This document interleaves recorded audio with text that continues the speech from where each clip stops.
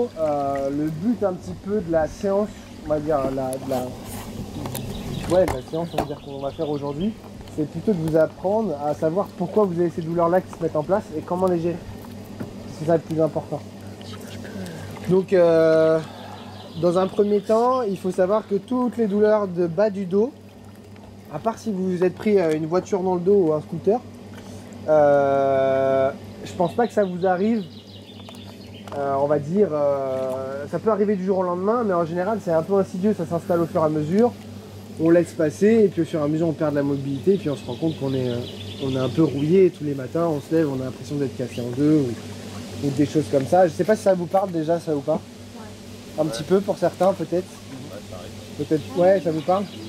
Ça typiquement, si vous me dites par exemple, bah voilà, quand je reste assis longtemps ou quand je reste debout longtemps, j'ai vraiment l'impression d'avoir une pesanteur, une sensation un petit peu que je peux pas rester dans cette position-là, ou même allongé. Et si vous êtes dans ce cas-là, on n'est pas sur le plan articulaire. C'est-à-dire que c'est pas forcément quelque chose qui est bloqué, c'est plutôt quelque chose qui tire dessus. Donc je m'explique. Il y a beaucoup de gens qui viennent me voir, alors surtout j'ai beaucoup de sportifs qui viennent me voir, par exemple des footballeurs, je vais prendre l'exemple, qui viennent avec des maux de dos. Et la première chose qu'ils me disent, c'est Valentin, est-ce que tu peux me faire craquer le bas du dos, s'il te plaît? Ou est-ce que tu peux me corriger mon bassin? Et en fait, je leur réponds souvent, en fait, on va voir ce qui se passe dans tout votre corps. Il faut poser un petit peu les bases. Et là, ce qui se passe à ce moment-là, c'est qu'on se rend compte souvent que tous les problèmes de bas du dos, on va dire aller à 80%, 90%, ça vient souvent de ce qui se passe à l'intérieur du bassin. Donc c'est soit ça va être beaucoup le gynéco chez les femmes, donc ça peut être l'utérus, ça peut être la vessie, voilà, si je vais souvent aux toilettes, je sens que j'ai une pression de plus en plus et que j'ai mal au dos, ça peut s'expliquer comme ça. Pareil pour l'utérus, si j'ai des règles douloureuses depuis que je suis adolescente et que j'ai pris une pilule par exemple pour régler tout ça, ça va aussi jouer sur les maux de dos. Ça c'est plus chez les femmes. Chez les hommes ça va être la prostate. Alors il n'y a pas besoin d'avoir de problème de prostate pour qu'il y ait une dysfonction à la prostate. Pareil la vessie aussi, et après surtout chez les hommes ça va être beaucoup les psoas et les intestins qui vont souvent être touchés. Ça c'est vraiment pour la partie on va dire basse du dos. Si je dois vous expliquer comment ça fonctionne, c'est simple. Votre intestin, on imagine que c'est la planche. Ça va me servir la planche tu vois. On imagine que c'est la planche et que tout simplement depuis que vous êtes né en fait, vous mettez un peu toutes vos émotions que vous avez accumulées au cours de votre vie. Qu'elles soient difficiles, faciles, que ce soit des choses positives ou négatives. Toutes ces émotions-là vont aller dans ce système-là, d'accord? Donc imaginons une personne qui a vécu des choses plus ou moins difficiles et qui fait par exemple, je sais pas, du handball. C'est une personne avec le sport qui va accélérer son problème de dos ou son problème au niveau digestif, d'accord? Ce qui fait que quand on me dit j'ai fait un faux mouvement au sport, en fait ça n'existe pas. Pourquoi? Parce que si vous avez fait un faux mouvement au sport, c'est qu'un geste que vous répétez tous les jours, vous l'avez peut-être fait mal ou je sais pas comment ça s'est passé. Et dans tous les cas, c'est là que vous avez décompensé. C'est-à-dire que votre système musculaire, il a été trop stressé par rapport à d'habitude par autre chose. Est-ce que vous me suivez toujours? Oui. Ça va ou pas? Non, parce que je dis beaucoup de mots donc ça peut être un peu chiant. Parce que je le dis comme ça. Donc ce qui fait que si ça vous parle, ça veut dire que en fait un truc tout bête, je sais pas moi, je vais souvent avoir des douleurs au niveau de la hanche. Je prends par exemple, je vais prendre l'exemple de Bruno qui a mal à la hanche droite. Il va me dire, je viens parce que quand je lance par exemple mon low kick ou quand je veux mettre vraiment un coup de pied assez haut, je peux pas en fait, je suis bloqué, je me sens dans ma performance, ça me perturbe. Mais avant tu savais le faire, d'accord? Donc après il faut aller voir pourquoi ce blocage il s'est mis en place. Donc après on s'en fout, on n'a pas besoin de savoir après l'histoire de Bruno, mais c'est juste pour vous expliquer que sur un geste tout bête, je peux me lever le matin et puis le soir je fais mon entraînement et là je me retrouve, j'arrive plus à faire le geste. Et je me dis putain qu'est-ce que j'ai fait de spécial, j'ai peut-être mal dormi cette nuit, je me suis mis dans une mauvaise position. C'est vrai ça, on pense toujours ça. Pareil pour les cervicalgies, quand on se réveille on a mal au cou, on dit putain c'est mon oreiller c'est sûr, j'ai dormi dans un matelas de merde là. Non, mais c'est vraiment ça. Et les gens, ils vont me sortir ça d'un coup. Donc, je leur dis non, mais insultez pas votre matelas, le pauvre. Et ce qui se passe à ce moment-là, c'est que tout simplement, en fait, il faut juste savoir qu'est-ce qui s'est passé la journée d'avant ou même les semaines qui ont suivi. Et en général, on voit que c'est des gens qui ont accumulé du stress dans les semaines, ou en tout cas qui, depuis un certain moment, doivent gérer un stress qui les dépasse. Et à ce moment-là, on a un blocage physique qui va se créer. Je dis pas que c'est tout le temps le cas. Je dis juste que la plupart du temps, comme on a dit tout à l'heure, c'est on va dire le psychique qui est à la base de tout. Après, plus ou moins, c'est des pourcentages, et il n'y a pas de solution miracle. Tout le monde est différent. Il y en a, ça va être 20, 80. Il y a des gens, ils vont être 70% dans le physique, 40%, 30% dans le mental, je veux dire. Et puis il y en a d'autres, ça va être l'inverse.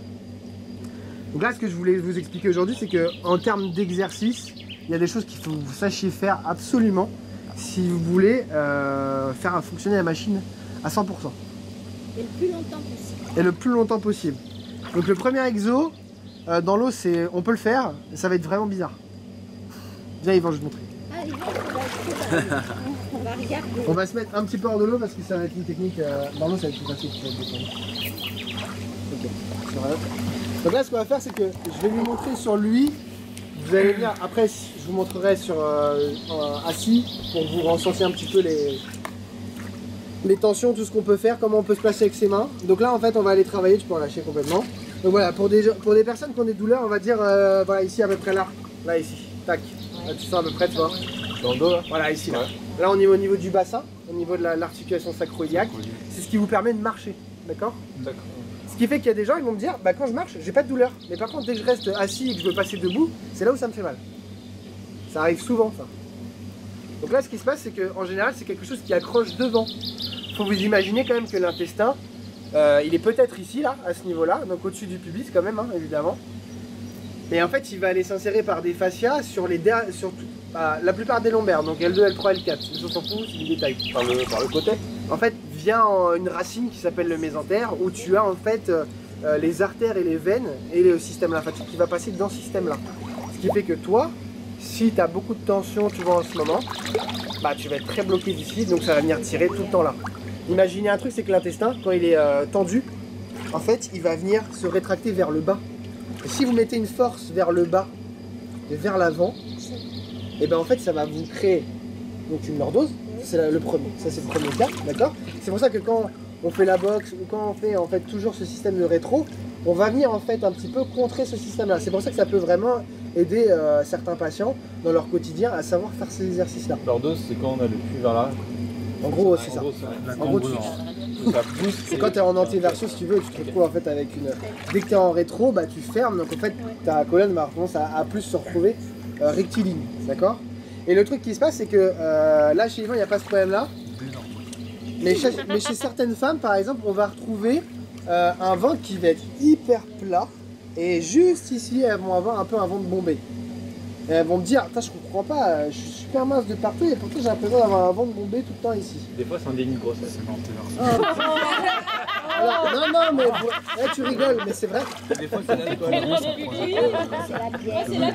Ouais, mais le début de grossesse, il s'éternise un peu quand même. Non, mais juste un truc. C'est que la bière, pas forcément en fait. Non mais parce que ouais, les mecs qui ont des boutilles comme Est-ce que c'est ça, un mythe ça? Non, c'est pas qu'un mythe. c'est pas qu'un mythe, il y a une part de vrai. Mais si tu veux, il y a des gens vraiment qui ont vraiment ce ventre-là, ils boivent une bière toutes les semaines. Donc là, quand ils me disent c'est parce que je bois de la bière, c'est un peu bizarre quand même. Et en fait, c'est juste que l'intestin, il est tellement rétracté qu'en fait, les abdominaux, ils vont venir combler le reste et ils vont venir gonfler le système, d'accord? Ce qui fait que l'intestin va être plus bas. S'il est plus bas, il tire vers l'avant et vers le bas. Il va écraser la vessie, l'utérus chez la femme, donc ça va provoquer tout simplement cette impression que j'ai envie d'aller aux toilettes toutes les 2 heures, ou toutes les heures, ça va dépendre. Et surtout, chez certaines femmes, on peut avoir des fuites urinaires, que ça soit avant ou même après accouchement. L'intestin, tu dis, il est écrasé. L'intestin, il va venir écraser le reste parce qu'en fait, il se pose dessus. Tu vois, il est là. Le matérialise, il est juste là. Et en fait, ta vessie, ton utérus, c'est en dessous. Donc si tu as trop de tension vers l'avant et vers le bas, lui, il va venir comprimer. Donc il va créer des problèmes dans la zone gynéco, c'est-à-dire que tu peux avoir des règles douloureuses, tu peux avoir... Parce qu'on abaisse nos viscères ou... En fait, la tension, elle va être due à les émotions que tu as créées toute ta vie. Si tu n'as jamais été touché ton ventre et le masser par exemple, bah, ton ventre il n'a jamais bougé. C'est une image évidemment qui va bouger. Donc en fait par exemple sur Yvan, si je dois faire un travail sur lui, imaginons ce problème là, tu peux te retourner. Et bah, je vais venir en fait ici, je vais passer en dessous son pubis, c'est pour ça que ça peut paraître bizarre dans l'eau. C'est agréable, Yvan? J'ai mal à me relâcher, je t'avoue. Et hop, non, sérieusement. Donc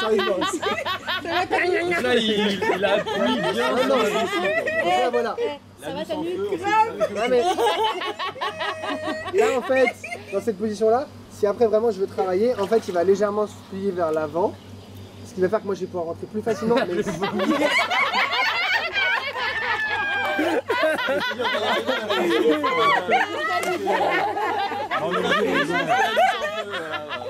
Décontracte-toi. Donc là, il...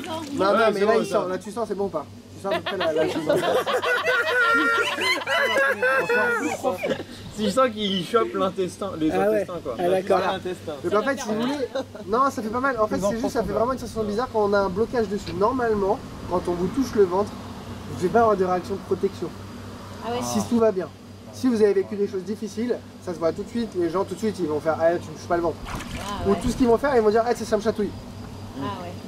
Si on n'a pas de complexe avec ça, ou en tout cas on n'a jamais vécu de choses très difficiles, de choses comme ça, on va avoir une zone plutôt qui va être calme. Alors on se protège toujours le ventre par réflexe parce que c'est quelqu'un qui rentre dans votre zone de confort. Oui, Là voilà. je te travaille en même temps dessus. Oui, je sais. Parce que là vous voyez pas, mais c'est qu'au fur et à mesure en fait je remonte sur l'intestin Ouais. pour en fait tracter tout le système et que ça évite ensuite de venir tout le temps tirer là. Et ce qui fait que toutes ces douleurs là ici, jusque là, Ouais. et ça va venir en fait de ce système là. Donc là je vous le fais très global. Parce qu'après il y a les côlons aussi sur les côtés qui vont venir. Donc par exemple le côlon droit, il va gérer tout ce qui est glucides. Donc imaginons si je mange des pâtes le midi et le soir en grande quantité, même si je mange super bien à côté, et je peux quand même créer une dysfonction sur tout le côlon en fait à droite. D'accord? De plus, on sait que chez la femme, l'utérus s'insère beaucoup plus à droite qu'à gauche. Donc il y aura beaucoup plus de problèmes de bassin bloqué à droite. Ce qui fait que souvent, chez les droitières, on va aller encore plus utiliser le côté gauche si on est sur un sport asymétrique comme le handball, le volley, tout ce qu'on veut. Et donc on va avoir beaucoup plus de problèmes sur la hanche gauche, sur le genou. Voilà, ça c'est à peu près global. Je vous le fais très rapidement, mais on va faire les exercices après. On va mettre la pratique un peu en place. Est-ce que vous voulez qu'on commence un petit peu Parce à... que ça, tu le fais que à deux, tu peux pas, c'est pas des exercices pour ça que tu peux faire tout seul. Non, mais c'est pour ça en fait, il faut que je vous le montre sur Parce que chacun. déjà, si t'aimes pas te faire toucher le ventre, Et c'est pour ça tu vas pas te faire Là en fait, si tu veux, ce qui est intéressant, c'est que moi je vais vous montrer juste où aller travailler dans cette zone-là, quel ressenti il faut avoir. Et après, vous pourrez aller chercher ce ressenti-là et vous travailler tous les jours vous-même sans qu'il y ait quelqu'un qui ait besoin de vous toucher le ventre. On peut faire assis ou non? Alors assis, c'est la meilleure position. Ah Le mieux, c'est à deux dans la piscine, quand même. Bah oui, là c'est idyllique. Après, dans la piscine, pourquoi c'est plus facile? Parce qu'il y a moins la gravité. Donc en fait, le système abdominal va moins se mettre en place. Il faut savoir qu'assis, c'est la meilleure position parce que quand vous êtes assis, la contraction des abdominaux, elle est déjà faite. Et si vraiment vous relâchez complètement tout le poids vers l'avant, et là en fait les abdominaux vont disparaître et le transverse, il va plus faire son travail de maintien. Donc on va pouvoir aller chercher en dessous transverse. On va pouvoir prendre des organes. Exactement. Là vous allez pouvoir aller chercher votre intestin, vous allez pouvoir chercher entre l'intestin et l'utérus, entre l'utérus et la vessie. Et c'est simple, ça peut vous faire des douleurs de ouf. Dans aucun cas vous pouvez vous blesser en faisant ces techniques là. Ouais, c'est ce que j'allais dire, on peut pas. Parce que souvent c'est la question qu'on me pose. Ah mais si j'appuie trop fort ça perce. Non mais parce que j'ai une personne qui m'a dit ça. Elle m'a dit ouais non mais attendez, imagine perce le côlon. J'ai plein de... Non, vous inquiétez pas, on va pas percer le côlon. Faut y aller quand même. Non, mais bon. Je connais mon métier. Non mais par contre c'est que là sur certains on va arriver à des douleurs, vous allez vous dire mais j'en suis sûr que je me pète un truc en faisant ça. Ah ouais. Sauf qu'en fait c'est juste que c'est pas logique d'avoir des dysfonctions là-dedans. Voilà. C'est comme si j'ai une contracture musculaire, la personne là je lui appuie la cuisse. Excessif. Je vais crier. Exactement. Et ça va être la même chose pour le système. Donc après c'est simple. Hein. Si vous me dites ouais de temps en temps j'ai l'impression que je suis complètement bloqué ici, c'est simple, votre côlon il remonte ici, il passe là. Donc il peut aller polluer votre diaphragme. Donc parfois il y a des gens ils vont corriger le diaphragme pendant toute leur vie, leur respiration, ils vont galérer. Vous avez juste à corriger une partie du côlon et le diaphragme il se relâche tout seul. Mais ça c'est pas magique, après c'est de la logique, c'est de l'anatomie pure. Et dans la physiologie, on s'est rendu compte que le côlon, en fonction de l'alimentation, il va être inflammé, il va remonter. et ça va provoquer des dysfonctions comme des reflux. Par exemple, chez les femmes enceintes, les femmes qui arrivent à 1 semaine ou 2 semaines, et elles me disent j'ai des nausées, j'ai des vomissements, je me sens pas bien du tout, j'ai tout le temps envie de vomir. C'est normal parce que c'est ce qu'on appelle des signes sympathiques, mais c'est pas normal parce que ça doit pas être aussi poussé à 1 ou 2 semaines. Vous dites à 2 mois. 2 grossesse ou 2 semaines de la fin de la grossesse? Non, Grave, moi 2 semaines. aussi, j'étais. 2 semaines de grossesse. Elle s'approche. Donc tout début en fait, tout début de grossesse. Moi j'ai des femmes qui viennent me voir pour ça, genre j'ai tout le temps envie de vomir, je suis handicapé en fait. Oui, c'est un. Ouais, Et en fait quand on va chercher, on se rend compte qu'en fait c'est un traumatisme qui a été vécu avant, qui bloque déjà le système de base, et le système hormonal va remettre une couche et va faire décompenser le système. D'accord? Ça arrive très souvent, et c'est très dur parfois soi-même à savoir pourquoi on a ces douleurs-là. Donc déjà, quand vous avez des douleurs ici, même dans le ventre, n'hésitez pas à vous faire les techniques que je vais vous montrer. Ça va vachement vous soulager. Et surtout, ça peut vous soulager aussi tout ce qui est douleur de genou. Parce que tout simplement, si je reprends Yvan, vas-y, tu vas pouvoir te mettre debout. Ce sera plus visible. Ouais, je comprends. Là, Yvan, il a ses psoas qui sont... En fait, les psoas, si je dois aller les chercher, il faut que je rentre. Et là, je pourrais pas aller les chercher. En fait, si vous voulez, ils vont se retrouver en postérieur. Ils vont s'insérer sur toutes les lombaires et sur la première... Sur la première dorsale ici, là, la dernière, en fait, est douce, d'accord? Ce qui fait que toute cette zone-là, le psoas est dessus.